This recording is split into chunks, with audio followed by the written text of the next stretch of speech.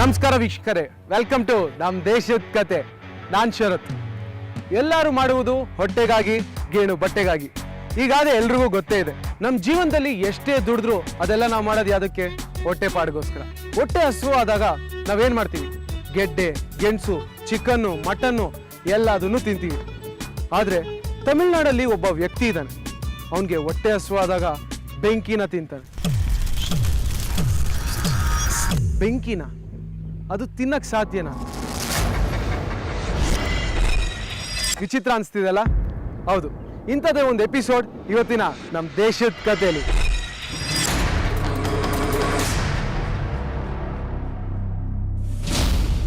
ಬೆಂಕಿ.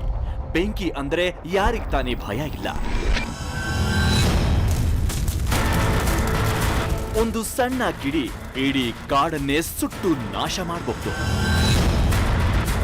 ಸಣ್ಣ ಕಿಡಿ ಜ್ವಾಲಾಮುಖಿಯ ಹಾಗೆ ಭುಗಿಲೇಳಬಹುದು.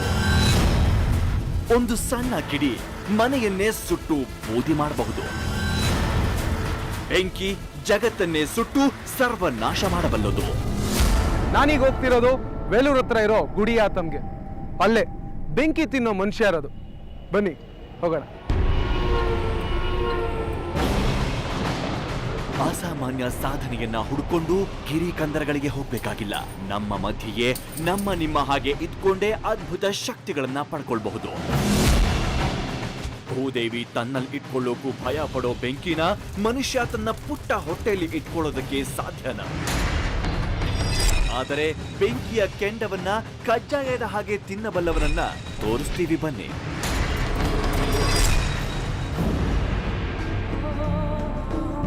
ತಮಿಳುನಾಡಿನ ವೇಲೂರಿಗೆ ಸುಮಾರು 35 ಕಿಲೋಮೀಟರ್ ದೂರದಲ್ಲಿರೋ ಗುಡಿಯಾತ್ತಂ ಅನ್ನೋ ಪುಟ್ಟ ಹಳ್ಳಿಗೆ ಸಮೀಪ ಇರೋ ಕಾರ್ತಿಕೇಯಪುರಂನ ನಾವು ಸೇರ್ಕೊಂಡ್ವಿ. ಗುಡಿಯಾತಂ ರೀಚ್ ಆಗಿದ್ದಾಯ್ತು. ಬನ್ನಿ ಆ ಬೆಂಕಿ ತಿನ್ನೋ ಮನುಷ್ಯ ಎಲ್ಲಿಯರೆ ಅಂತ ಕೇಳೋಣ. ಅಣ್ಣ ಹಿಂಗೆ ನೆನಪಿಸಾಕ್ಬಿಡ್ರ ಅಣ್ಣ, ಅವ್ನು ಹೆಂಗಿರ್ಕಂಗೆಪ್ಪ? ಹೆಂಗಿರ್ಕಂಗೆಪ್ಪ?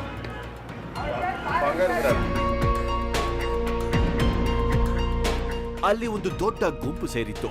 ಕೆಂಡದ ವ್ಯಕ್ತಿ ಎಲ್ಲಿದ್ದಾನೆ ಅಂತ ಕೇಳಿದಾಗ ನಾವು ಹುಡುಕುತ್ತಿದ್ದ ವ್ಯಕ್ತಿಯ ಸುತ್ತವೇ ಜನ ಸೇರಿದ್ರು. ನೆರಪಣ್ಣ ನೀವೇದಾನ? ಹೌದಾ, ನೀವೇನಾ? ಸೊ ಫೈನಲಿ ಇಷ್ಟು ಗುಂಪಲ್ಲಿ ಏನ್ ಮಾಡ್ತಾ ಇರಾ ನೀವು ಇಲ್ಲಿ ಮಧ್ಯ? ಬೆಂಕಿ ಕಾಯಿಸ್ತಾ ಇರಾ? ಏನ್ ಮಾಡ್ತಾ ಇರಾ? நெருப்பு சாப்பிடணும். காலையில சாப்பிட்றோம், மத்தியானம் சாப்பிட்றோம், நைட்டு சாப்பிட்றோம். எப்போ 3 ಟೈಮು ಇದೆ. இப்போ ಇದು ನೈಟ್ ಡಿನ್ನರ್ ಮಾದ್ರಿ உங்களுக்கு. ಅವರು ಬೆಳಗ್ಗೆ ಟಿಫನ್ಗೂ ಬೆಂಕಿ ತಿಂತಾರೆ, ಮಧ್ಯಾಹ್ನ ಊಟಕ್ಕೂ ಕೂಡ ಈ ಬೆಂಕಿ ಕೆಂಡ ತಿಂತಾರೆ, ಸಂಜೆ ಇವಾಗ ಸ್ನ್ಯಾಕ್ಸ್ ಅಂತೆ, ಸ್ನ್ಯಾಕ್ಸ್ ಟೈಮ್ಗೂ ಈ ಬೆಂಕಿ ಕೆಂಡ ತಿಂತಾರೆ. ಸಿಕ್ಕಾಪಟ್ಟೆ ಬಿಸಿ ಇದೆ.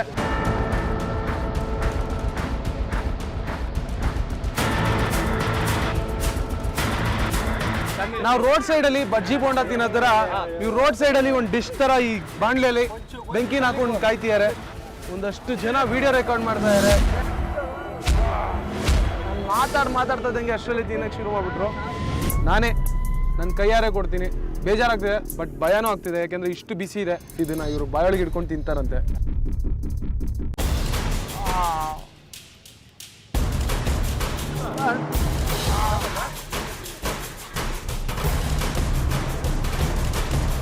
ಆತ ನಿಗಿ ಉರಿಯುವ ಕೆಂಡವನ್ನ ಲಡ್ಡು ಹಾಗೆ ಬಾಯಿಗೆ ಹಾಕೊಂಡ. ಸ್ವಲ್ಪವೂ ಅಳುಕಲಿಲ್ಲ, ಅಂಜಲೂ ಇಲ್ಲ. ಬೆಂಕಿಯ ಉಂಡೆಗಳನ್ನ ಒಂದೊಂದಾಗಿ ಸ್ವಾಹ ಮಾಡ್ತಾ ಹೋದ. ಸುತ್ತ ಇದ್ದವರು ಅವನನ್ನ ಕಣ್ಣು ಮಿಟುಕಿಸದಂತೆ ನೋಡ್ತಾ ಇದ್ರು. ಈ ವ್ಯಕ್ತಿ ನಮಗೂ ನುಂಗಲಾರದ ಬೆಂಕಿ ಕೆಂಡವಾದ. ಬೆಂಕಿ ಕೆಂಡವನ್ನ ತಿನ್ನೋನು ಯೋಗಿ ಇರಬಹುದು, ಅವನಿಗೆ ಧಡೂತಿ ದೇಹ ಇರಬಹುದು, ಅಥವಾ ಅಜಾನುಬಾಹು ಇರಬಹುದು ಅಂತ ಕಲ್ಪಿಸಿಕೊಂಡಿದ್ವಿ. ನಮ್ಮ ಕಲ್ಪನೆ ಇದ್ದದ್ದೇ ಬೇರೆ, ಅಲ್ಲಿ ನಾವು ಕಂಡದ್ದೇ ಬೇರೆ. ಆತ ನಿಜಕ್ಕೂ ಒಬ್ಬ ನರಪೇತಲ, ಬೆಂಕಿ ಜ್ವಾಲೆಯಷ್ಟೇ ತೆಳ್ಳಗಿದ್ದ. ನಾವು ಬಜ್ಜಿ ಬೋಂಡ ಸ್ನ್ಯಾಕ್ಸ್ ನ ತಿನ್ನೋ ತರ ಇವರು ಈವ್ನಿಂಗ್ ಟೈಮಲ್ಲಿ ಈ ಕಟ್ಗೆನ ತಿಂತಾರೆ. ಅದಕ್ಕೋಸ್ಕರ ಒಂದು 3-4 ಕಟ್ಗೆನ ಸೇರಿಸ್ಕೊಂಡು ಕಾಯಿಸ್ತಿದ್ದಾರೆ. ದೂರದಲ್ಲಿ ಕೂತ್ಕೊಳ್ಳೋಕ್ಕೆ ಕಷ್ಟ ಆಗ್ತಿದೆ, ಯಾಕೆಂದ್ರೆ ಅಷ್ಟು ಸುಡ್ತಿದೆ ಘಾಟು. ಇದನ್ನ ಇವರು ಆರಾಮಾಗಿ ತಿಂತಾರೆ. ಒಂದು ಲೈಕ್ ಚಿಕನ್ ಪೀಸ್ನ ಹೆಂಗೆ ತಿನ್ಬೋದು, ಚಿಕನ್ ಪೀಸ್ನ ತಿನ್ಬೋದು, ಅದು ಬಾಯೊಳಗೆ ಹಾಕೊಂಡು ಆರಾಮಾಗಿ ಕಟಮ್ ಅಂತ ತಿಂತಾರಲ್ಲ, ಆ ಥರ ತಿಂತಾರೆ.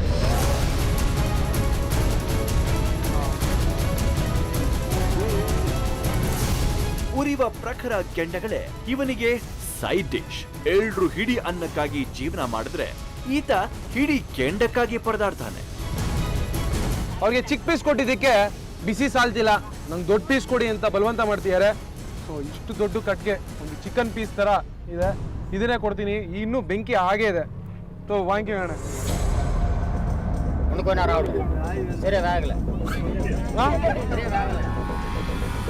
ಇಷ್ಟು ಬೆಂಕಿ ಬರ್ತಿದ್ರು ಇವರು ಬೆಂದಿಲ್ಲ, ಇನ್ನೂ ಬೇಯಬೇಕು ಅಂತ ಕಾಯ್ತಾ ಇದ್ದಾರೆ. ಬೇಯ್ತಾ? ರೆಡಿನಾ?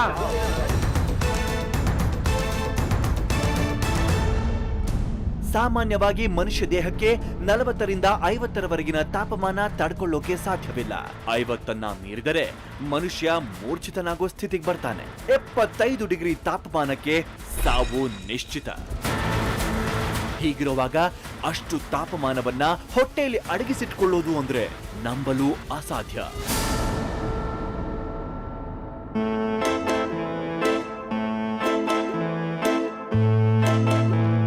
ಸಾಮಾನ್ಯವಾಗಿ ಸರ್ಕಸ್ಗಳಲ್ಲಿ ಆನೆ, ಹುಲಿ, ಸಿಂಹದಂತಹ ಪ್ರಾಣಿಗಳ ಸಾಹಸ ನೋಡಿ ಖುಷಿ ಪಡ್ತೀವಿ.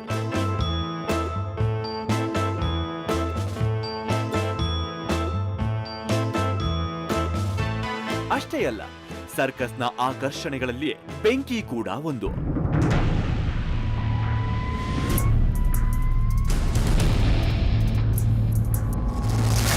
ಬಾಯಿಗೆ ಬೆಂಕಿ ಸಲಾಕೆಗಳನ್ನ ಇಟ್ಕೊಂಡು ಬೆಚ್ಚಿ ಬೀಳಿಸ್ತಾರೆ.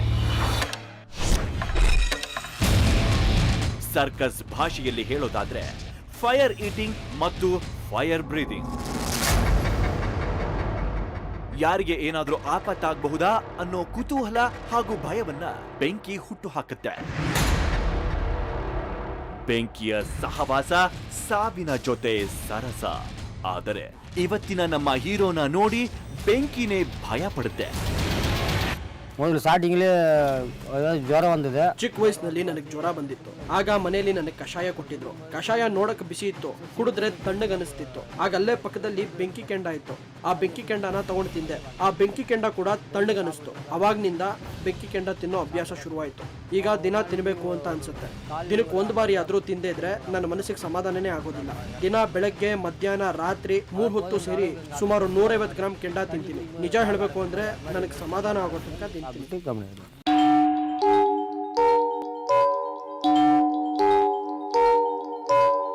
ಈತನ ಮೊದಲಿನ ಹೆಸರು ಪೊನ್ನರಸನ್ ಅಂತ. ಆದರೆ ಜನ ಕರೆಯೋದು ನೆರುಪಣ್ಣ, ಅಂದ್ರೆ ಬೆಂಕಿಯಪ್ಪ ಅಂತ.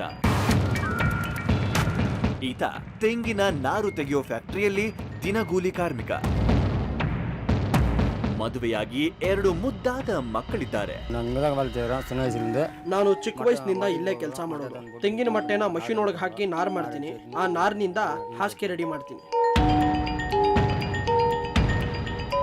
ಎಲ್ದ ನಾರು ಬಿಲ್ ಬನ್ನಿ ಹಂಗ ತಂದು ಫೋಟೋನ ಹಿಂಗ ನಾರು ಇದೇ ನಾರು. ಈ ನಾರ್ನ ತಗೊಂಡು ಈ ಮಷೀನ್ಗೆ ಹಾಕಿ ಕಂಪ್ರೆಸ್ ಮಾಡ್ತೀನಿ. ಕಂಪ್ರೆಸ್ ಮಾಡೋ ನಾರಿನಿಂದಲೇ ಹಾಸಿಗೆ ದಿಂಬುಗಳನ್ನು ಮಾಡೋದು. ತಯಾರಾಗಿ ನಾರಾಗಿ ಕಟ್ಬಿಟ್ಟಿದ್ದು. ದುಡಿದು ಸುಸ್ತಾದಾಗ ಇವನ ಟಿಫಿನ್ ಬಾಕ್ಸ್ ಉರಿಯುವ ಒಲೆ ಹುಡುಕ್ತಾ ಬೆಂಕಿಯ ಬೇಟೆ ಆರಂಭಿಸ್ತಾನೆ. 32 ವರ್ಷ ನಾನು 32 ವರ್ಷದಿಂದ ಬೆಂಕಿ ಕೆಂಡ ತಿಂತಿದ್ದೀನಿ.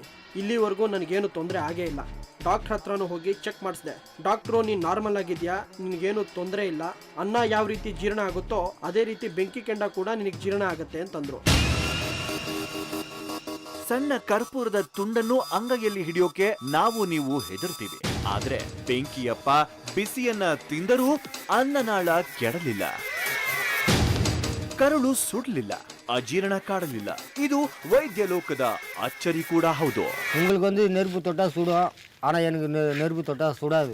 ನಿಮ್ಗೆಲ್ಲ ಬೆಂಕಿ ಮುಟ್ಟಿದ್ರೆ ಸುಡುತ್ತೆ, ಆದ್ರೆ ನನ್ಗೇನು ಆಗಲ್ಲ. ನಿಮ್ಗೆ ಅನ್ನ ಹೇಗೆ ಆಹಾರನೋ ಅದೇ ರೀತಿ ಬೆಂಕಿ ನನ್ನ ಅನ್ನ. ಇದಕ್ಕೂ ಮುಂಚೆ ನಾನು ತಲೆ ಕೆಳಕಾಗಿ ಮರ ಹತ್ತೋದು, ಗೊತ್ತಗಳನ್ನು ತಿನ್ನೋದು, ಬಿಸಿ ಎಣ್ಣೆ ಕೈ ಬಿಟ್ಟು ಬೋಂಡಾ ಬಚ್ತಿದ್ದೆ. ಮತ್ತೆ ಕೊನೆಗೊಂದು ಬಾರಿ ಪಾಲಿಡಾಲ್ ಕುಡ್ದೆ. ಆದ್ರೆ ಪಾಲಿಡಾಲ್ ಕುಡಿದಾಗ ನನಗೆ ತೊಂದರೆ ಆಗೋಯ್ತು. ಇನ್ಮೇಲೆ ನಾನು ಪಾಲಿಡಾಲ್ ಸಹವಾಸಕ್ಕೆ ಹೋಗಲ್ಲ. ಸುಮಾರು ಜನ ಗಿನೀಸ್ ರೆಕಾರ್ಡ್ ಮಾಡಕ್ಕೆ ಏನೇನೋ ಮಾಡ್ತಾರೆ. ನನಗೆ ಬೆಂಕಿ ತಿಂದು ರೆಕಾರ್ಡ್ ಮಾಡಬೇಕು ಅನ್ನೋದು ನನ್ನ ಆಸೆ. ಖಂಡಿತ ಒಂದಿನ ನಾನು ಗಿನೀಸ್ ರೆಕಾರ್ಡ್ ಮಾಡೇ ಮಾಡ್ತೀನಿ. வாழ்க்கைக்கு ஆகணும் அப்படின்னு சொல்றதுக்கோசரம் நான் பண்ணேன். கின்னஸ் ரெக்கார்டு பண்ணதுக்கோசரம் தான் அதை செஞ்சது முக்கால். ஆனால் கண்டிப்பாக கின்னஸ் ரெக்கார்ட் பண்ணுறது. ಬೆಂಕಿಯಪ್ಪನ ಈ ಸಾಹಸದ ಹಿಂದಿರೋ ಆ ಗಿನ್ನೆಸ್ ಯಾವುದೋ ಪುಟ್ಟ ಹಳ್ಳಿಲಿ ಕಾಣದ ಮೂಲೆಯಲ್ಲಿರೋ ಈತನ ಸಾಧನೆ ಬೆಂಕಿಯ ಹಾಗೆ ಹೊಗೆ ಆಡ್ತಾ ಇದೆ. ಈ ಬೆಂಕಿಯ ಮಗನ ಸಾಹಸ ಬೆಳಕಿಗೆ ಬರ್ಲಿ ಅನ್ನೋದೇ ನಮ್ಮ ಆಶಯ. ಎರಡ್ ಕೈಯಲ್ಲೂ ಒಳ್ಳೆ ಚಿಕನ್ ಪೀಸ್ ಇಟ್ಕೊಂಡಂಗೆ ಈ ಕಡೆ ಒಂದ್ಸತಿ ತಿಂತಾರೆ, ಆ ಕಡೆ ಒಂದ್ಸತಿ ತಿಂತಾರೆ. ಇಷ್ಟು ಬಿಸಿಯಾಗಿದ್ರು ಕೆಂಡ ಕಾಣಿಸ್ತಿದ್ರು ಬೆಂದಿಲ್ಲ ಅಂತಾರಲ್ಲ ಸರ್. ನೀವು ಪ್ರತಿದಿನ ಎಷ್ಟು ಕಟ್ಗೆಗಳು ತಿಂತೀರಾ ಈ ತರ? ஒரு 10 பீஸ் சாப்பிடும். ಇಬ್ಡಿ 10 ಒಂದ್ ದಿನಕ್ಕೆ ಇಷ್ಟು ದೊಡ್ಡ ಕಟ್ಗೆಗಳನ್ನ 10 ತಿಂತಾರಂತೆ. ಅಣ್ಣ ನೀವ್ ಇದ್ ಮಾಡ್ತಿರೋದಕ್ಕೆ ಎಲ್ಲಾರು ಒಂದ್ಸತಿ ಜೋರಾಗಿ ಚಪ್ಪಾಳೆ. ಸೂಪರ್. ನಾನು ನಿಮ್ಗೆ ಎಲ್ಲರಿಗೂ ಏನಾದ್ರು ಒಂದು ಗಿಫ್ಟ್ ಕೊಡ್ಬೋದು, ಬಟ್ ನಿಮ್ಗೆ ಈ ಕಟ್ಗೆನ ಕೊಡ್ತೀನಿ, ಎಂಜಾಯ್ ಮಾಡ್ಕೊಂತೀನಿ ಅಣ್ಣ.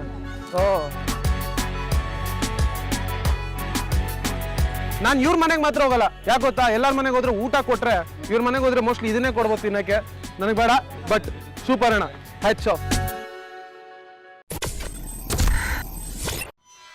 ನಮಸ್ಕಾರ ವೀಕ್ಷಕರೇ, ವೆಲ್ಕಮ್ ಟು ನಮ್ ದೇಶದ ಕತೆ. ನಾನ್ ಶರತ್. ಇವತ್ತಿನ ನಮ್ಮ ಎಪಿಸೋಡ್ ತಮಿಳ್ನಾಡಿನ ಒಬ್ಬ ಅಗೋರಿ ಬಗ್ಗೆ. ಈ ಅಗೋರಿ ಬದುಕೋದು ಸ್ಮಶಾನದಲ್ಲಿ, ತಿನ್ನೋದು ಮನುಷ್ಯರ ಸುಟ್ಟ ಮೂಳೆಗಳನ್ನ, ಯಾವಾಗಲೂ ನಿರ್ವಾಣವಾಗಿರ್ತಾರೆ. ಇದೆಲ್ಲ ಯಾಕೆ? ಇದರಿಂದಿನ ಕತೆ ಏನು? ಅದೇ ಇವತ್ತಿನ ನಮ್ಮ ದೇಶದ ಕತೆ.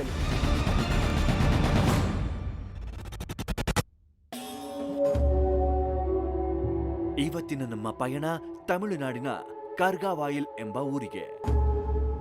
ನಮ್ಮ ಈ ಪಯಣದ ಬಗ್ಗೆ ನಮಗೆ ಅನಿಶ್ಚಿತತೆ ಇದೆ. ಯಾಕೆ ಅಂದ್ರೆ ನಾವು ಭೇಟಿ ಮಾಡೋಕ್ ಹೋಗ್ತಾ ಇರೋದು ಒಬ್ಬ ಅಘೋರಿಯನ್ನ. ಸಾಮಾನ್ಯರಿಗೆ ಒಂದು ವಿಳಾಸ, ಫೋನು ಇತ್ಯಾದಿ ಇರುತ್ತೆ. ಆದರೆ ಈ ಅಘೋರಿಗಳಿಗೆ ಇಡೀ ಭೂಮಿನೇ ಅವರ ಮನೆ, ಆಕಾಶವೇ ಸೂರು. ಇಂಥವರನ್ನ ಹುಡುಕೋದು ಬಹಳ ಕಷ್ಟ. ಆದರೂ ಒಮ್ಮೆ ಪ್ರಯತ್ನಿಸಿ ನೋಡೋಣ ಅಂತ ನಮ್ಮ ಪಯಣ ಪ್ರಾರಂಭಿಸಿದ್ವಿ.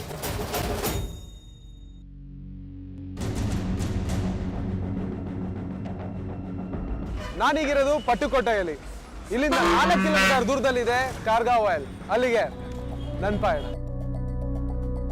ಕಾರ್ಗಾವಾಯಿಲ್ ಊರಿಗೆ ನಾವು ತಲುಪಿದ ಮೇಲೆ ನಾವು ಆ ಅಘೋರಿಯನ್ನ ಬಹಳ ಹುಡುಕಿದ್ವಿ.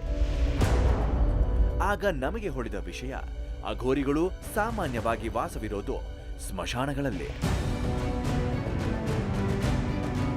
ನಾವು ಅಂದುಕೊಂಡ ಹಾಗೆಯೇ ಆ ಊರಿನ ಜನರನ್ನ ವಿಚಾರಿಸಿದಾಗ ಅವರು ಆ ಅಘೋರಿ ಇರುವ ಸ್ಥಳವನ್ನ ಹೇಳಿದ್ರು. ಅದುವೇ ಕಾರ್ಗಾವಾಯಿಲ್ ಸ್ಮಶಾನ. ನಾನೀಗ ಪಟ್ಟುಕೋಟೆಯಲ್ಲಿರೋ ಕಾರ್ಗಾವಾಯಿಲ್ಗೆ ರೀಚ್ ಆಗಿದ್ದಾಯ್ತು. ಊರ್ ಜನಗಳ ಹತ್ರ ಕೇಳಿದೆ, ಈ ನಿರ್ವಾಣ ಸ್ವಾಮೀಜಿ ಎಲ್ಲಿ ಸಿಗ್ತಾರೆ ಅಂತ. ಅವರು ಬೆಳಗಿನ ಜಾವ ನಾನು ನಿಂತಿರೋಂಥ ಈ ಸ್ಮಶಾನಕ್ಕೆ ಬರ್ತಾರೆ ಅಂತ ಹೇಳಿದ್ರು.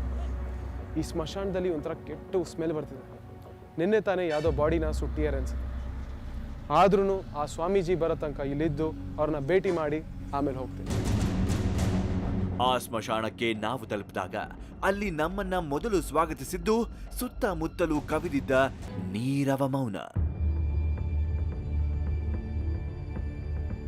ಮನುಷ್ಯ ಇದ್ದಾಗ ಆತನ ಮೆರೆದಾಟ, ಕಾದಾಟ, ಆರ್ಭಟ, ನಾನು ನನ್ನದು ಅನ್ನೋ ಅಹಮ್ಮು, ದುಶ್ಚಟ, ಈ ಎಲ್ಲ ಅನರ್ಥಗಳು ಆತ ಚಟ್ಟ ಹತ್ತಿ ಇಲ್ಲಿಗೆ ಬಂದು ಸೇರಿದ ಮೇಲೆ ಇವೆಲ್ಲವೂ ಅರ್ಥವಿಲ್ಲದೆ ಮಣ್ಣು ಮುಗ್ತಿರೋದು ಇಲ್ಲಿ ಸ್ಪಷ್ಟವಾಗಿ ಗೋಚರವಾಗ್ತಿತ್ತು. ಸ್ಮಶಾನದಲ್ಲಿ ಶಿವನ ವಾಸವಿದೆ ಅಂತಾರೆ. ಆ ಕಾರಣದಿಂದಲೇ ಇರಬೇಕು ಅಲ್ಲಿದ್ದ ಮೌನ ಯಾಕೋ ಮನಸ್ಸಿಗೆ ಹಿತಕರವಾಗಿತ್ತು.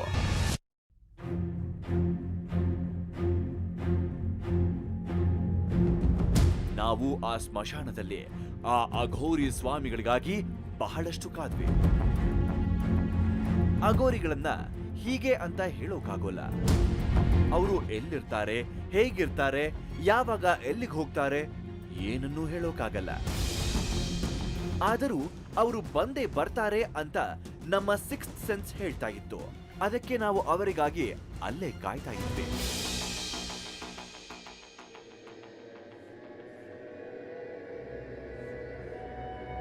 ಹಾಗೆ ನಾವು ಕಾಯ್ತಾ ಇದ್ದ ಹಾಗೆ ನಮಗೆ ದೂರದಲ್ಲಿ ಯಾವುದೋ ಒಂದು ಮನುಷ್ಯನ ಆಕಾರ ಕಾಣಿಸ್ತು.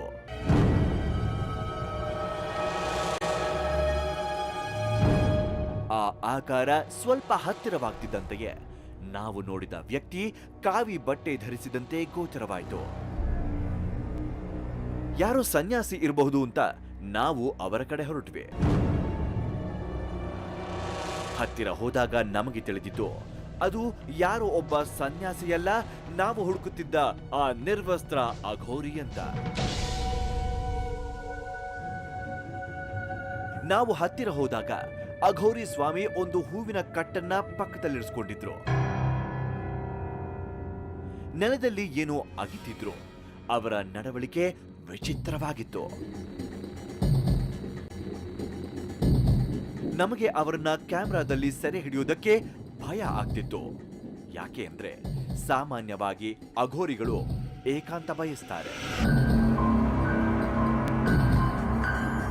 ಅವರ ಏಕಾಂತ ಭಂಗ ಮಾಡಲು ಹೋದವ್ರಿಗೆ ಶಾಪ ಹಾಕ್ತಾರೆ, ಹಿಗ್ಗಮುಗ್ಗ ಥಳಿಸ್ತಾರೆ ಅಂತೆಲ್ಲ ಕೇಳಿದ್ವಿ.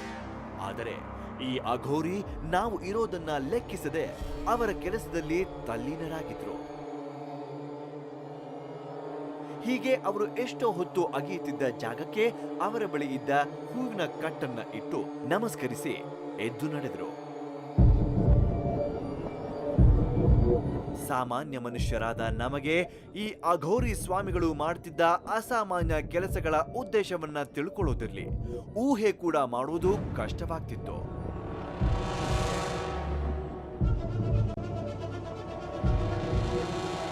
ಅವರು ಮಾಡ್ತಿದ್ದ ವಿಚಿತ್ರ ಕೆಲಸಗಳು ಮುಂದುವರಿತಾ ಹೋಯಿತು. ಒಂದು ಜಾಗದಲ್ಲಿ ಅಗೆಯೋಕೆ ಪ್ರಾರಂಭಿಸಿ ಅಲ್ಲೊಂದು ಮಡಿಕೆಯ ಚೂರನ್ನಿಟ್ರು.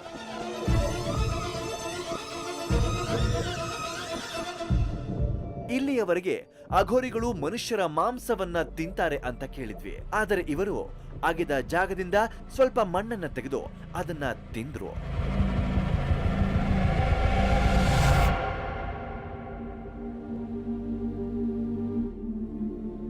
ನಾವು ಈ ಊರಿನ ಜನರನ್ನ ವಿಚಾರಿಸಿದಾಗ ನಮಗೆ ತಿಳಿದ ವಿಷಯ, ಈ ಅಘೋರಿ ಸ್ವಾಮಿ ಈ ಊರಿನವರೇ ಆಗಿದ್ರು. ಇವರು ಅಘೋರಿ ಆಗೋದಕ್ಕೆ ಕಾರಣ ಆದ್ರೂ ಏನು, ಇದನ್ನ ತಿಳಿಯೋಕೆ ನಾವು ಅವರು ಅಘೋರಿಯಾಗುವ ಮುಂಚೆ ಸಾಮಾನ್ಯ ಮನುಷ್ಯರಾಗಿದ್ದಾಗ ಇದ್ದ ಸ್ನೇಹಿತರೊಬ್ಬರನ್ನ ಭೇಟಿ ಮಾಡಿದ್ವಿ. ನಾನು ಮೊದಲು ಅವರನ್ನ ದೇವಸ್ಥಾನದಲ್ಲಿ ಭೇಟಿ ಮಾಡಿದ್ದು. ಆಗ ಅವರು ನಿಮ್ಮ ಹಾಗೆ ಮಾಮೂಲಿ ವ್ಯಕ್ತಿ ತರಾನೇ ಇದ್ರು. ಯಾವಾಗ್ಲೂ ದೇವರು ದೇವಸ್ಥಾನ ಅಂತ ಆಧ್ಯಾತ್ಮದ ಬಗ್ಗೆನೆ ಮಾತನಾಡ್ತಿದ್ರು. ಶೀತಲಗೊಂಡ ದೇವಸ್ಥಾನವನ್ನ ಜೀರ್ಣೋದ್ಧಾರ ಮಾಡಬೇಕು ಅನ್ನೋದು ಅವರ ಆಸೆ ಆಗಿತ್ತು. ಒಂದು ದಿನ ಇದ್ದಕ್ಕಿದ್ದ ಹಾಗೆ ಕಾಣೆ ಆಗ್ಬಿಟ್ರು. ಸುಮಾರು ವರ್ಷ ಆದ್ಮೇಲೆ ಮತ್ತೆ ಊರ್ನಲ್ಲಿ ಕಾಣಿಸ್ಕೊಂಡ್ರು. ಆಗ ಅವ್ರು ಹೇಳಿದ್ದು ಅವ್ರು ಕಾಶಿಗೆ ಹೋಗಿ ಅಘೋರಿಯಾಗಿ ಬಂದಿದ್ದೀನಿ ಅಂತ. ಮುನ್ನೇರ ಆನ್ಮೀಗத்துக்கு வந்துடுறேன் அப்படின்னாரு. ಕಾಶಿಗೆ ಹೋಗಿ ಕಾಷಾಯ ಉಟ್ಟು ಅಘೋರಿಯಾಗಿ ಬಂದವರು ಅವರ ಮನೆ ಮಠ ಎಲ್ಲವನ್ನ ಕಿಂಚಿತ್ತು ಯೋಚಿಸದೆ ಬಿಟ್ಟು ಬಂದಿದ್ರು. ನಂತರ ಸ್ಮಶಾನವನ್ನೇ ತನ್ನ ಮನೆ ಅಂತ ಘೋಷಿಸಿ ಅಲ್ಲೇ ವಾಸ ಮಾಡೋಕೆ ಶುರು ಮಾಡಿದ್ರು. ಕಾಶಿಯಿಂದ ಅವ್ರು ವಾಪಸ್ ಬಂದ ಮೇಲೆ ಸ್ಮಶಾನದಲ್ಲಿ ಇರ್ತಿದ್ರು. ಯಾಕೆ ಸ್ಮಶಾನದಲ್ಲಿ ಇರ್ತಿದ್ರಿ ಅಂತ ಕೇಳಿದಾಗ ಅವ್ರು ಹೇಳಿದ್ದು, ಮನುಷ್ಯನ ಮನಸ್ಸು ಶುದ್ಧ ಆಗುವಂತ ಸ್ಥಳ ಇದು, ಕಾಶಿಗೆ ಹೋದ್ಮೇಲೆ ಕಂಡುಕೊಂಡ ಏಕೈಕ ಸತ್ಯ ಇದು ಅಂತಂದ್ರು.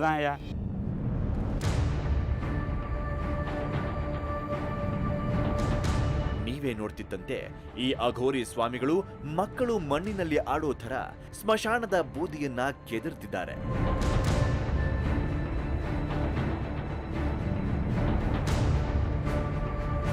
ಬಾಯಲ್ಲಿ ಎಲೆಗಳ ಕಟ್ಟು, ಮೈಯಲ್ಲಿ ಬಟ್ಟೆ ಇಲ್ಲ. ಚಟುವಟಿಕೆಗಳು ವಿಚಿತ್ರ ಮತ್ತು ವಿಲಕ್ಷಣವಾಗಿದೆ.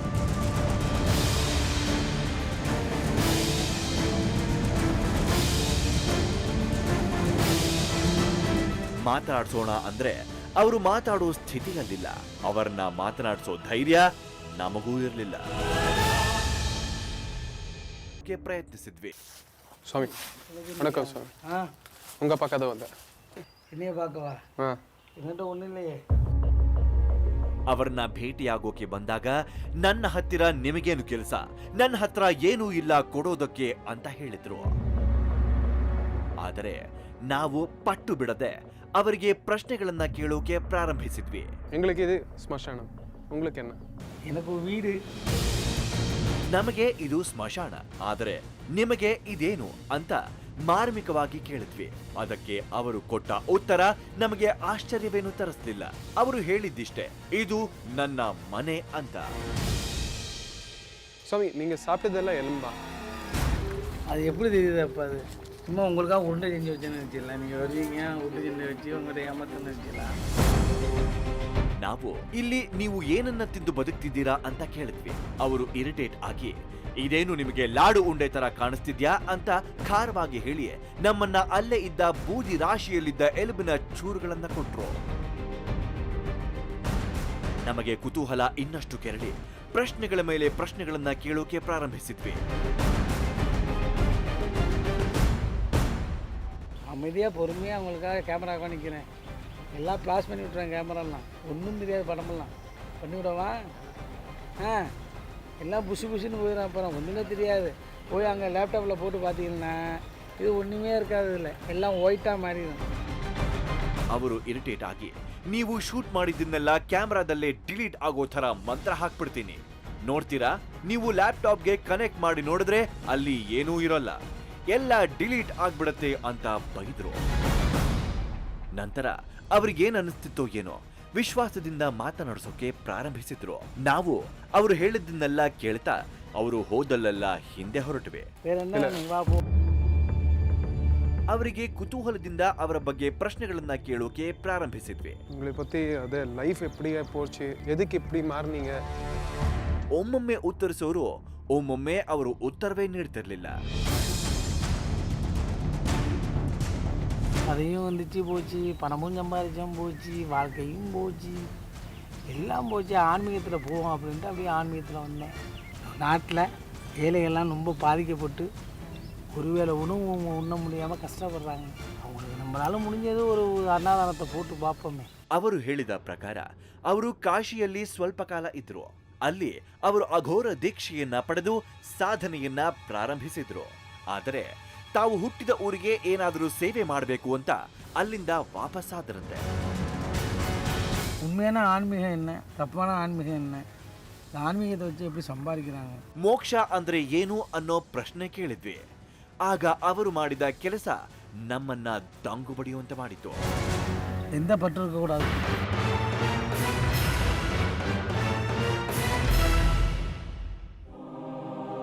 ಏಕಾಏಕಿ ತಾವು ತೊಟ್ಟಿದ್ದ ತುಣುಕು ಬಟ್ಟೆಯನ್ನ ಹಠಾತ್ತನೆ ಎಸೆದು ತಮ್ಮ ನಗ್ನ ದೇಹವನ್ನ ತೋರಿಸ್ತಾ ಇದೇ ಮೋಕ್ಷ ಅಂದ್ರು.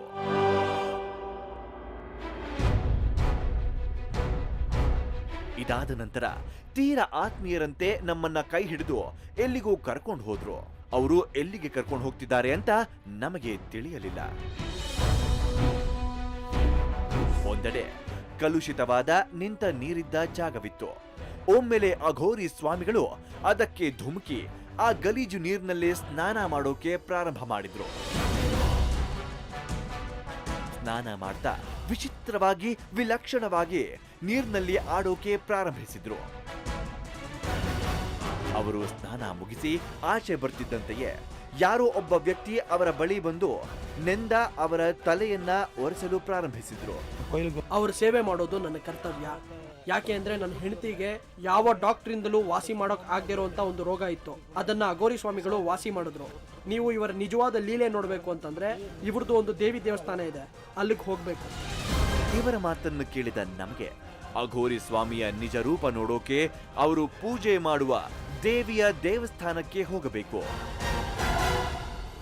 ಆದರೆ ಈ ಅಘೋರಿ ಸ್ವಾಮಿಗಳ ಇಷ್ಟೆಲ್ಲ ಲೀಲೆಗಳನ್ನ ನೋಡಿದ ನಮಗೆ ಅವರು ದೇವಸ್ಥಾನಕ್ಕೆ ಹೋಗ್ತಾರೋ ಇಲ್ವೋ ಅನ್ನೋ ಸಂಶಯ ಮೂಡಿತು.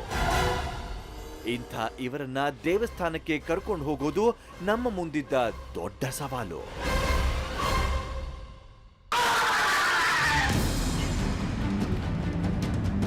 ನಾವಿವತ್ತು ತಮಿಳುನಾಡಿನಲ್ಲಿರುವ ಒಬ್ಬ ಅಘೋರಿಯನ್ನ ನೋಡೋಕೆ ಬಂದಿದ್ದೇವೆ.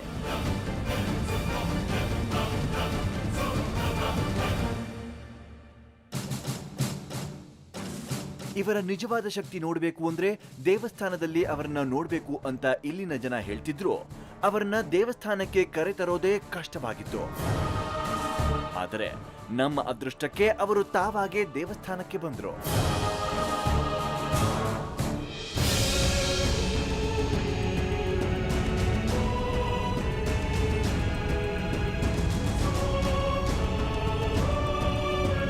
ದೇವಸ್ಥಾನಕ್ಕೆ ಬಂದ ಅಘೋರಿ ಸ್ವಾಮಿಗಳು ದೇವಸ್ಥಾನದ ಹಿಂದೆ ಇದ್ದ ಒಂದು ಸಮಾಧಿಗೆ ಬಂದ್ರು. ಆ ಸಮಾಧಿಯ ಮೇಲೆ ಹಾವಿನ ಹುತ್ತ ಬೆಳೆದುಕೊಂಡಿತ್ತು. ಅಲ್ಲಿ ಇನ್ನೊಬ್ಬ ಅಘೋರಿಯ ಚಿತ್ರಪಟವಿತ್ತು. ಅದಕ್ಕೆ ನಮಸ್ಕರಿಸಿ ಮೈ ಮೇಲೆಲ್ಲ ಅರಿಶಿನ ಎರಚಿಕೊಳ್ಳೋಕೆ ಪ್ರಾರಂಭಿಸಿದ್ರು.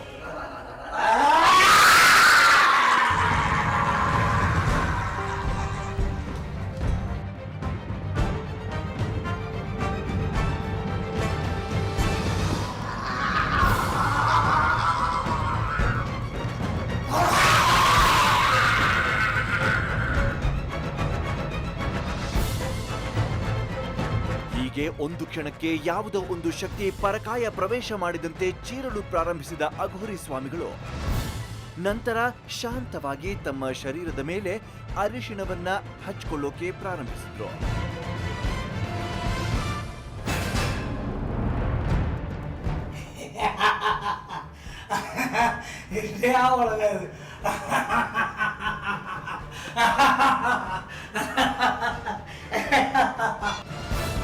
ನಂತರ ವಿಚಿತ್ರವಾಗಿ ನಗುತ್ತಾ ತಮ್ಮಷ್ಟಿಗೆ ತಾವೇ ಆಧ್ಯಾತ್ಮಿಕ ತತ್ವಗಳನ್ನ ಹೇಳಿಕೊಳ್ಳೋಕೆ ಪ್ರಾರಂಭಿಸಿದ್ರು.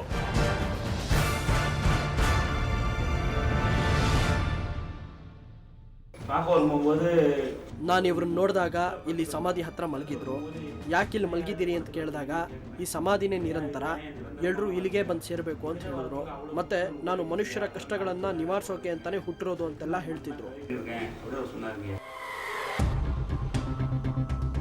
ನಮಗೆ ಇನ್ನೊಂದು ವಿಷಯ ಗೊತ್ತಾಗಿದ್ದೇನೆಂದರೆ 5 ವರ್ಷದ ಮುಂಚೆ ಈ ಸ್ಥಳದಲ್ಲಿ ಯಾವ ದೇವಸ್ಥಾನವೂ ಇರಲಿಲ್ಲ. ಇಲ್ಲಿ ಒಂದು ಸಮಾಧಿ ಮಾತ್ರ ಇತ್ತು. ಈ ಸಮಾಧಿ ಹತ್ರನೇ ಯಾವಾಗ್ಲೂ ಧ್ಯಾನ ಮಾಡ್ತಾ ಕೂರೋರು. ಜನಗಳ ಉದ್ಧಾರಕ್ಕೆ ಇಲ್ಲೊಂದು ದೇವಸ್ಥಾನ ಕಟ್ಟಬೇಕು ಅನ್ನೋರು. ಇವರ ಚಂಚಲತೆ ಗೊತ್ತಿರೋ ನನಗೆ ಇದೆಲ್ಲ ಸಾಧ್ಯ ಇಲ್ಲ ಅಂದ್ಕೊಂಡಿದ್ದೆ. ಆದ್ರೆ ಇವತ್ತು ದೇವಿ ದೇವಸ್ಥಾನ ಕಟ್ಟಿ ಜನಗಳ ಸೇವೆ ಮಾಡ್ತಿದ್ದಾರೆ. ಕೊನೆಗೆ ನನ್ಗೆ ಅನ್ಸಿದೇನು ಅಂದ್ರೆ ಇಲ್ಲಿ ತನಕ ಅವ್ರು ಏನ್ ಹೇಳಿದ್ರು ಅದೆಲ್ಲ ನಡೆದಿದೆ. ಇಷ್ಟು ಅನ್ಪ್ರೆಡಿಕ್ಟಬಲ್ ಆಗಿರುವ ಅಘೋರಿ ಸ್ವಾಮಿಯಿಂದ ಈ ದೇವಸ್ಥಾನದ ಸ್ಥಾಪನೆ ಆಯ್ತು ಅಂದಾಗ ನಂಬೋದಕ್ಕೆ ಕಷ್ಟವಾಯಿತು. ಆದರೆ ಇದರಲ್ಲಿ ಅವರಲ್ಲಿದ್ದ ನಿಸ್ವಾರ್ಥ ಜನಪರ ಕಾಳಜಿ ಹಾಗೂ ಆಧ್ಯಾತ್ಮದ ಬಗ್ಗೆ ಇದ್ದ ಒಲವು ಎದ್ದು ಕಾಣುತ್ತಿತ್ತು.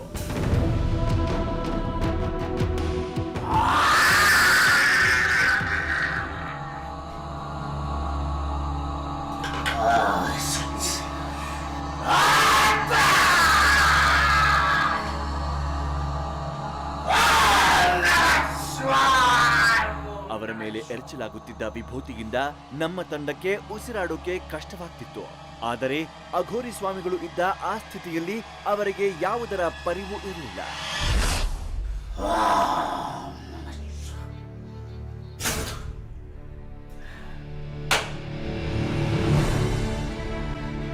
ನಂತರ ಅಲ್ಲಿದ್ದ ಸ್ವಾಮಿಯ ಚಿತ್ರಪಟಕ್ಕೆ ನಮಸ್ಕರಿಸಿ ಧ್ಯಾನಕ್ಕೆ ಕುಳಿತರು.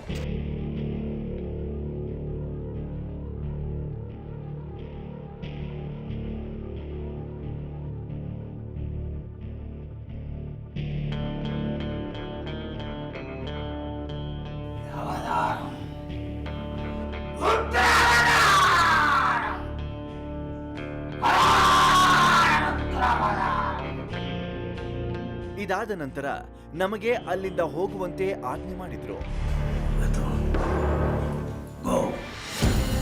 ಅವರಿದ್ದ ಆ ಸ್ಥಿತಿಯನ್ನ ನೋಡಿ ಅವರ ಮಾತನ್ನ ಮೀರುವ ಧೈರ್ಯ ನಮಗೆ ಬರಲಿಲ್ಲ.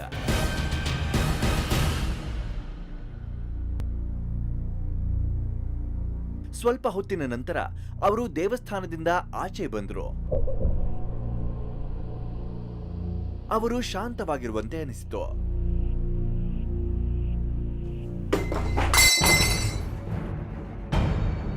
ತಕ್ಷಣ ಅಲ್ಲಿದ್ದ ಜನ ಎಚ್ಚೆತ್ತವರಂತಾಗಿ ಎದ್ದು ನಮಸ್ಕರಿಸಿದರು.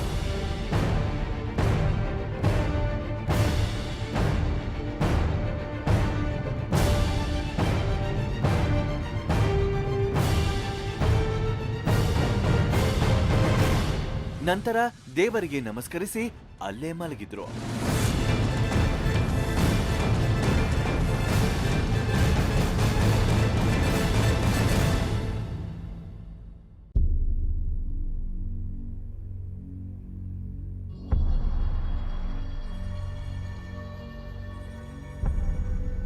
ಮಲಗಿದ್ದವರು ಎದ್ದು ಹೊರ ನಡೆಯೋಕೆ ಪ್ರಾರಂಭಿಸಿದ್ರು.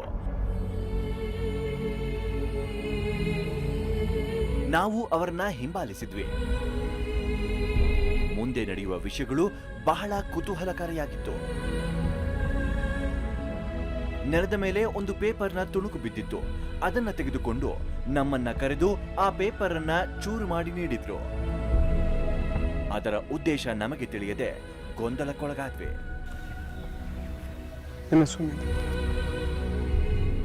ಪೇಪರ್ ಕೊಟ್ಟು ತಮ್ಮ ಪಾಡಿಗೆ ಹಾಗೆ ನಡೆದು ಹೋಗಲು ಪ್ರಾರಂಭಿಸಿದ್ರು.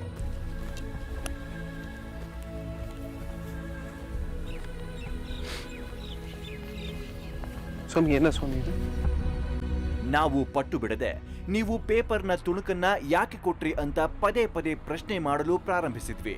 ಅವರು ಏನೂ ಹೇಳದೆ ಇನ್ನಷ್ಟು ಮುಂದೆ ಹೋಗಿ ತಮ್ಮ ತಂಡಕ್ಕೂ ಸಹ ಒಂದೊಂದು ತುಣುಕು ಪೇಪರ್ ಕೊಟ್ರು.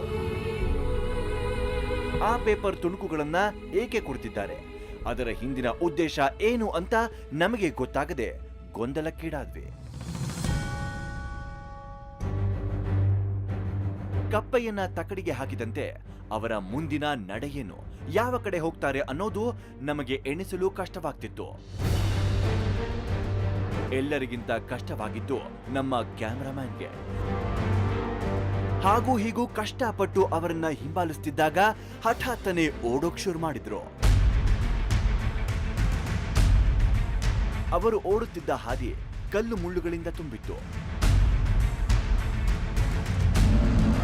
ನಮ್ಮ ಕ್ರೂನವರೆಲ್ಲ ಯುವಕರಾಗಿದ್ರು. ಹೇಗೋ ಮಾಡಿ ನೀರನ್ನ ದಾಟಿದ ನಮಗೆ ಅವರು ಮತ್ತೆ ಕಾಣಿಸಲೇ ಇಲ್ಲ. ಬೇರೆ ವಿಧಿ ಇಲ್ಲದೆ ದೇವಾಲಯಕ್ಕೆ ವಾಪಸ್ಸಾದ್ವಿ.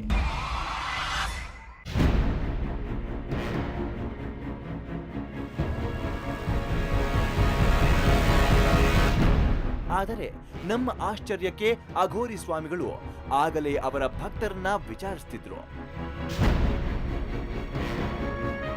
ನಮಗೆ ಹೇಗೆ ಚೀಟಿ ಹರಿದು ಕೊಡ್ತಿದ್ರು ಹಾಗೆಯೇ ಅವರಲ್ಲಿ ಬಂದ ಭಕ್ತರಿಗೂ ನ್ಯೂಸ್ ಪೇಪರ್ ಅನ್ನ ಚೂರು ಮಾಡಿ ಕೊಡ್ತಿದ್ರು. ಇದರ ರಹಸ್ಯ ಭಕ್ತರಿಗೆ ತಿಳಿದಿರಬಹುದು ಅಂತ ಅವರಲ್ಲಿ ಒಬ್ಬರನ್ನ ವಿಚಾರಿಸಿದ್ವಿ.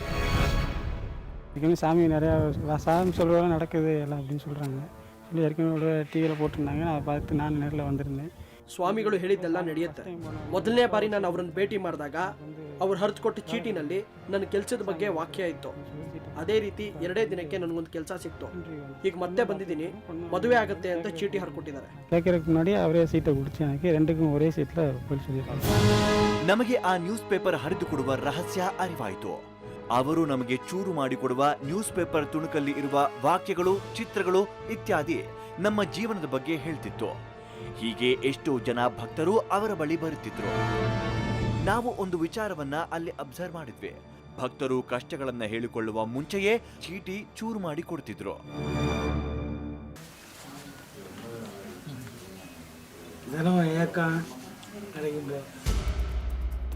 ಯಾರು ಎಷ್ಟೇ ಸಾಧಕರು ಎಂದು ಹೇಳಿಕೊಂಡ್ರು ಅವರಲ್ಲಿ ಭಕ್ತರು ಕಷ್ಟಗಳನ್ನ ಹೇಳಿಕೊಂಡಾಗ ಮಾತ್ರ ಅವರಿಗೆ ಅವರ ಕಷ್ಟಗಳ ಅರಿವಾಗುತ್ತೆ.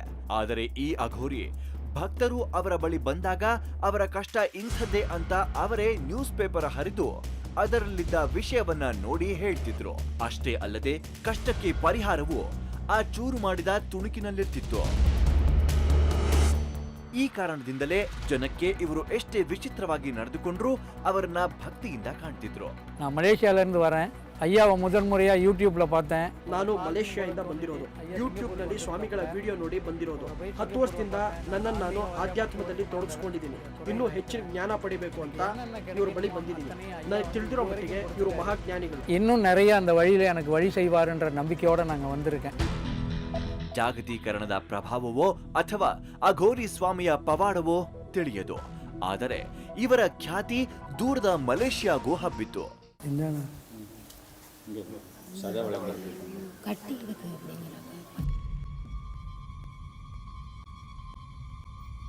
ನಾವು ಕಂಡ ಇನ್ನೊಂದು ವಿಚಾರ ಏನು ಅಂದ್ರೆ, ಅಲ್ಲಿಗೆ ಬಂದಿದ್ದ ಕೆಲವು ಭಕ್ತರಿಗೆ ಅವರು ವಿಭೂತಿ ಹಚ್ಚುತ್ತಿದ್ರು. ಆರೋಗ್ಯ ಸಮಸ್ಯೆ ಇದ್ದವರಿಗೆ ಈ ವಿಭೂತಿಯ ಲೇಪನದಿಂದ ಅವರ ಕಾಯಿಲೆ ವಾಸಿಯಾಗುತ್ತೆ ಅನ್ನೋ ನಂಬಿಕೆ ಇಲ್ಲಿಗೆ ಬರುವ ಜನರಿಗಿದೆ. ನಾನು ಮಲೇಷ್ಯಾದಿಂದ ಬಂದಿದ್ದೀನಿ. ಇವರನ್ನ ಭೇಟಿ ಮಾಡೋ ಮುಂಚೆ ನನಗೆ ಹೃದಯದ ರಕ್ತನಾಳದಲ್ಲಿ 8 ಕಡೆ ಬ್ಲಾಕ್ ಆಗಿತ್ತು. 3 ವರ್ಷದಿಂದ ತಿಂಗಳಿಗೆ 1,000ದಷ್ಟು ಮಾತ್ರೆಗಳನ್ನ ನುಂಗ್ತಿದ್ದೆ. ಒಂದು ಬಾರಿ ಇವರನ್ನು ಭೇಟಿಯಾದಾಗ ನನ್ನ ಕೂದಲನ್ನು ಹಿಡಿದು ನನ್ನ ಎದೆಗೆ 1-2 ಬಾರಿ ತಟ್ಟಿದ್ರು. ಎಲ್ಲಾ ಸರಿಯಾಗುತ್ತೆ ಹೊರಡು ಅಂದ್ರು. ಅದಾದ್ಮೇಲೆ ನಾನು ಡಾಕ್ಟರ್ ಭೇಟಿ ಮಾಡಿದಾಗ ಡಾಕ್ಟ್ರು ನಾನು ಪೂರ್ಣ ಸರಿ ಹೋಗಿದ್ದೀನಿ ಅಂತ ಏನ್ ಹೇಳಿಲ್ಲ, ಆದ್ರೆ ಮಾತ್ರೆ ತಗೊಳ್ಳೋದು ನಿಲ್ಸಕ್ ಹೇಳಿದ್ರು. ಹೀಗೆ ಸಂಜೆಯವರೆಗೂ ಭಕ್ತರು ಬರ್ತಿದ್ರು. ಇಲ್ಲಿ ನಾವು ಗಮನಿಸಿದ್ದೇನೆಂದ್ರೆ, ಒಂದು ಕ್ಷಣ ಒಂದೆಡೆ ನಿಲ್ಲದೆ ತುಂಬಾ ಅನ್ಪ್ರೆಡಿಕ್ಟಬಲ್ ಆಗಿ ವರ್ತಿಸುತ್ತಿದ್ದ ಅಘೋರಿ ಸ್ವಾಮಿಗಳು ಅಲ್ಲಿಗೆ ಬರುವ ಪ್ರತಿಯೊಬ್ಬ ಭಕ್ತರನ್ನು ತಾಳ್ಮೆಯಿಂದ ಒಂದೇ ಸ್ಥಳದಲ್ಲಿ ಕುಳಿತು ಪರಿಹಾರ ನೀಡುತ್ತಿದ್ರು. ನಾವು ಗಮನಿಸಿದ ಮತ್ತೊಂದು ಅಂಶ, ಇವರು ಈ ಕೆಲಸವನ್ನ ಹಣಕ್ಕಾಗಿ ಮಾಡ್ತಿರ್ಲಿಲ್ಲ, ಭಕ್ತರಿಂದ ಏನನ್ನೋ ತೆಗೆದುಕೊಳ್ತಿರ್ಲಿಲ್ಲ. ನನಗೆ ನೀನು ಬಿಸ್ನೆಸ್ ಚೆನ್ನಾಗಾಗುತ್ತೆ ಅಂತ ಆಶೀರ್ವಾದ ಮಾಡಿದ್ರು. ಅವ್ರು ಹೇಳ್ದಾಗೆ ನನ್ನ ಬಿಸ್ನೆಸ್ ಚೆನ್ನಾಗಾಯ್ತು. ಅದಕ್ಕೆ ಉಡುಗೊರೆಯಾಗಿ ಒಂದಷ್ಟು ಹಣನ ಕೊಟ್ಟೆ, ಆದ್ರೆ ಅವರು ಅದನ್ನು ಸ್ವೀಕರಿಸಲಿಲ್ಲ. ஐயாவே சொன்னாங்க நம்மக்கிட்ட.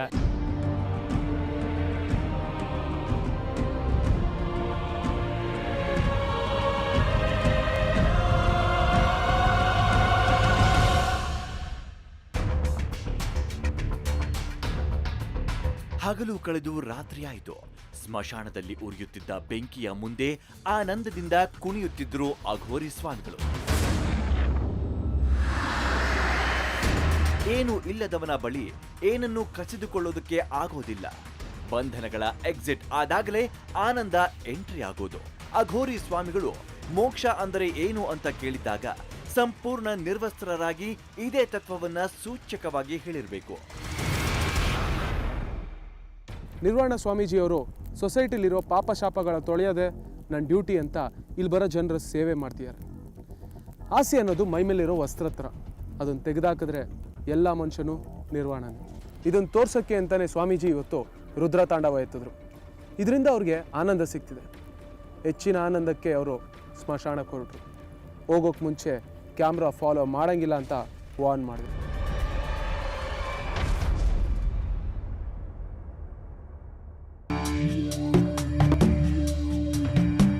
ಈ ಊರಿನ ಜನ ಮಣ್ಣನ್ನ ಮೊಸರು ತರ ತಿನ್ನಕ್ಕೆ ಮುಖ್ಯ ಕಾರಣ ಇಲ್ಲಿರುವಂತ ದೇವಸ್ಥಾನ. ಆ ದೇವಸ್ಥಾನಕ್ಕೆ ಹೋಗಿ ಆ ಕಾರಣನ ತಿಳ್ಕೊಳ್ಳೋಣ ಬನ್ನಿ. ಒಳಗೆ ಕಾಲಿಟ್ಟ ಕ್ಷಣ ನಮ್ಮ ಕಣ್ಣಿಗೆ ಕಂಡಿತು ಕೇವಲ 4 ಅಡಿ ಉದ್ದದ ಒಂದು ಸಣ್ಣ ಗುಡಿ.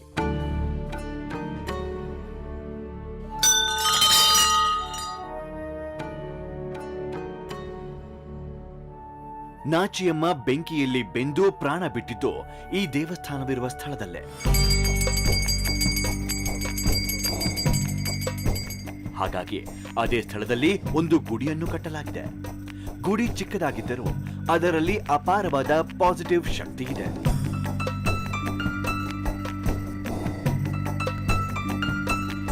ನಾವು ಅಲ್ಲೇ ಇರುವ ಕೆಲವು ಭಕ್ತರನ್ನ ಮಾತಾಡಿಸಿದ್ವಿ. ನಂಬಿ ಅವರ ಮಾತು ಕೇಳಿ ಸೋಜಿಗ ಅನ್ನಿಸ್ತು. ತಾನಾನೆ ತಾನಾನೆ ತಾನಾನೆ ತಾನಾನೆ. ಕಟ್ಟನೆ ಕಾಲದ ಮೊದಲ ವರ್ಷ ಬಂದು ನಾನು ಮೈಕ್ ಸೆಟ್ ಅಂಗಡಿಲಿ ಕೆಲಸ ಮಾಡ್ತಿದ್ದೆ. ಒಂದ್ಸರ್ತಿ ನಾಚಿಯಮ್ಮನ ಹತ್ರ ಬೇಡ್ಕೊಂಡೆ, ನಂದೇ ಒಂದು ಸ್ವಂತ ಮೈಕ್ ಸೆಟ್ ಅಂಗಡಿ ಬೇಕು ಅಂತ. 1 ವರ್ಷದಲ್ಲೇ ನಂದೇ ಸ್ವಂತ ಒಂದು ಅಂಗಡಿ ರೆಡಿ ಆಯ್ತು. ಇದೆಲ್ಲ ತಾಯಿ ಕೃಪೆ. என் பொருள் வசந்துக்கிட்டா இருக்கு, என் தொழில் விரிவடைஞ்சுக்கிட்டா இருக்கு. இந்த மண்ணுக்கு ನಮ್ಮ ತಾತ ಮುತ್ತಾತನ ಕಾಲದಿಂದಲೂ ನಾಚಿಯಮ್ಮನ್ನ ಪೂಜೆ ಮಾಡ್ಕೊಂಡು ಬಂದಿದೀವಿ. ಇದುವರೆಗೂ ತಾಯಿ ನಮ್ಮ 3 ಜನದ ಬೇಡಿಕೆಗಳನ್ನೆಲ್ಲ ಈಡೇರಿಸಿದಾಳೆ. ಯಾವತ್ತೂ ಇಲ್ಲ ಅಂತ ಹೇಳಿಲ್ಲ. ನಮ್ಗ ಆ ತಾಯಿ ಮೇಲಿರೋ ಭಕ್ತಿ ಬೈದಿಂದಲ್ಲ, ಪ್ರೀತಿಯಿಂದ. ನಾಚಿಯಮ್ಮನ ಮೊಸರು ಕಲ್ಲಿನ ಪವಾಡವನ್ನ ಕಣ್ಣಾರೆ ಕಂಡು ಭಕ್ತರ ಅನುಭವವನ್ನ ಕೇಳಿದ ಮೇಲೆ ಈ ನಾಚಿಯಮ್ಮನ ದರ್ಶನ ಮಾಡೋಕೆ ನೀವು ಉತ್ಸುಕರಾಗಿದ್ದೀರಿ ಅಲ್ವಾ? ನಾವು ಕೂಡ. ಹಾಗಾದ್ರೆ ಬನ್ನಿ ಆ ನಾಚಿಯಮ್ಮನ ದರ್ಶನ ಮಾಡೋಣ.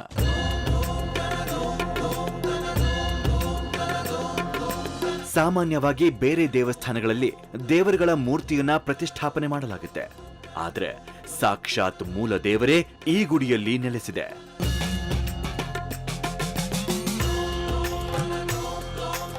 ನಾಚಿಯಮ್ಮ ಮೃತಪಟ್ಟ ಮರದ ತುಣುಕನ್ನೇ ಇಲ್ಲಿ ದೇವರು ಅಂತ ಪೂಜಿಸಲಾಗುತ್ತೆ. ಅದನ್ನ ನೋಡಿ ನಮ್ಮ ಮನಸ್ಸು ಭಕ್ತಿಯಿಂದ ತುಂಬಿ ಬಂತು.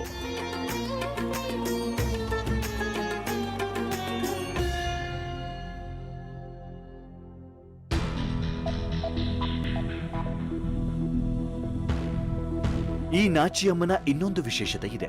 ಅದನ್ನ ಕೇಳಿದ್ರೆ ಖಂಡಿತವಾಗ್ಲೂ ನೀವು ಅಚ್ಚರಿ ಪಡ್ತೀರಾ. ಊರಿನಲ್ಲಿ ಏನಾದ್ರೂ ಸಮಸ್ಯೆ ತಲೆದೋರಿದ್ರೆ ಊರ ಜನರೆಲ್ಲ ನಾಚಿಯಮ್ಮನ ಗುಡಿಯ ಮುಂದೆ ಸೇರ್ತಾರೆ. ಒಂದು ವಿಶೇಷ ಪೂಜೆ ಮಾಡಿ ನಾಚಿಯಮ್ಮನನ್ನ ಜಾಗೃತಗೊಳಿಸ್ತಾರೆ. ಎಚ್ಚರಗೊಂಡ ನಾಚಿಯಮ್ಮ ಯಾರಾದರೊಬ್ಬರ ಮೈ ಮೇಲೆ ಆವಾಹನೆಗೊಳ್ತಾಳೆ. ಊರ ಮಂದಿ ನಾಚಿಯಮ್ಮನ ಬಳಿ ತಮ್ಮ ಸಮಸ್ಯೆ ಹೇಳ್ಕೊಳ್ತಾರೆ. ಆಗ ನಾಚಿಯಮ್ಮ ಅವರ ಸಮಸ್ಯೆಗೆ ಪರಿಹಾರ ಕೂಡ ಸೂಚಿಸ್ತಾಳೆ. ಈಗ ನಾವು ನಾಚಿಯಮ್ಮನನ್ನ ಜಾಗೃತಗೊಳಿಸುವ ವಿಶಿಷ್ಟ ಪೂಜೆಯನ್ನ ಕಣ್ಣಾರೆ ನೋಡೋಣ.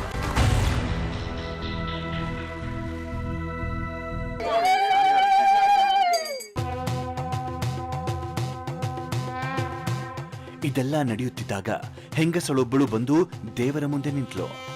ನಮ್ಮ ಕ್ಯಾಮೆರಾ ಕಣ್ಣು ಅವಳ ಮೇಲೆ ಇತ್ತು. ಇನ್ನೇನು ನಾಚಿಯಮ್ಮ ಅವಳ ಮೇಲೆ ಬರ್ತಾಳೆ ಅನ್ನೋಷ್ಟರಲ್ಲಿ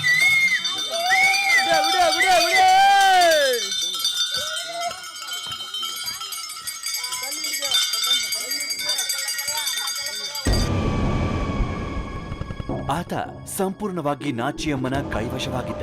ಆತ ಸ್ಥಿಮಿತ ಕಳೆದುಕೊಂಡಿದ್ದ. ಆ ಪ್ರಖರ ಶಕ್ತಿಯನ್ನ ತಡ್ಕೊಳ್ಳೋಕಾಗದೆ ಆತನ ದೇಹ ನಡುಗ್ತಾ ಇತ್ತು.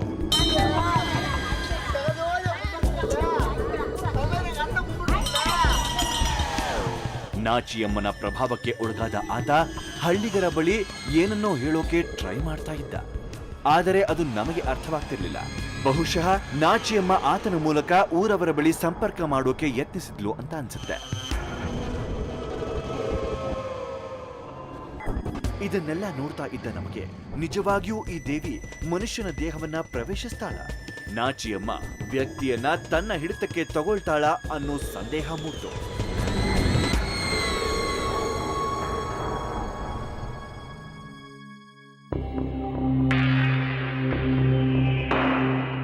ಇದು ನಿಜಾನ ಅಥವಾ ಸುಳ್ಳ ಅನ್ನೋದನ್ನ ನಿರ್ಧಾರ ಮಾಡೋದು ನಮ್ಮ ಉದ್ದೇಶ ಅಲ್ಲ.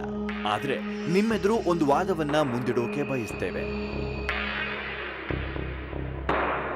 ವೀಕ್ಷಕರೇ, ಸಾಮಾನ್ಯವಾಗಿ ನೀವು ಮೈಮೇಲೆ ಬರೋದನ್ನ ಕೇಳಿರಬಹುದು ಅಥವಾ ನೋಡಿರಲೂಬಹುದು.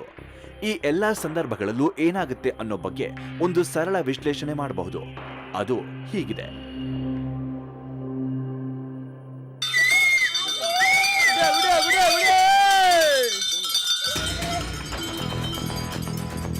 ಮೊದಲನೇದಾಗಿ, ವ್ಯಕ್ತಿ ಮೋಸಗಾರನಾಗಿರಬಹುದು. ಅದನ್ನ ಸುಲಭವಾಗಿ ಗುರುತಿಸಲೂಬಹುದು. ಹೇಗೆ ಅಂದ್ರೆ, ಪರಿಹಾರವಾಗಿ ಹಣ ಅಥವಾ ಇನ್ನಿತರೆ ವಸ್ತು ಕೊಡು ಅಂತ ಕೇಳ್ತಾನೆ. ಎರಡನೆಯದಾಗಿ, ವ್ಯಕ್ತಿ ಕೀಳರಿಮೆಯಿಂದ ಬಳಲುತ್ತಿದ್ದು ಬೇರೆಯವರ ಗಮನ ಸೆಳೆಯೋಕೆ ಮೈ ಮೇಲೆ ಬಂದವರಂತೆ ಆಡಬಹುದು. ಮೂರನೆಯದಾಗಿ, ಸಂಪೂರ್ಣವಾಗಿ ಇದು ಮನಸ್ಸಿನ ಆಟವಾಗಿರಬಹುದು. ದೇವರು ಯಾರ ಮೇಲೆ ಬರಬೇಕು ಅನ್ನೋದನ್ನ ಮೊದಲೇ ನಿರ್ಧರಿಸಲಾಗಿರುತ್ತೆ. ಆ ವ್ಯಕ್ತಿಯ ದೇಹ ಮತ್ತು ಮನಸ್ಸು ಮೊದಲೇ ಇದಕ್ಕೆ ಸನ್ನದ್ಧವಾಗಿರುತ್ತೆ. ಮಂತ್ರೋಚ್ಚಾರಣೆ, ಘಂಟೆಯ ಸದ್ದು, ಈ ಆಂಬಿಯನ್ಸ್ನಿಂದ ಪ್ರಭಾವಗೊಂಡು ತನಗೆ ಅರಿಯದಂತೆ ಆ ವ್ಯಕ್ತಿ ದೇವರು ಮೈ ಮೇಲೆ ಬಂದವರಂತೆ ವರ್ತಿಸಬಹುದು.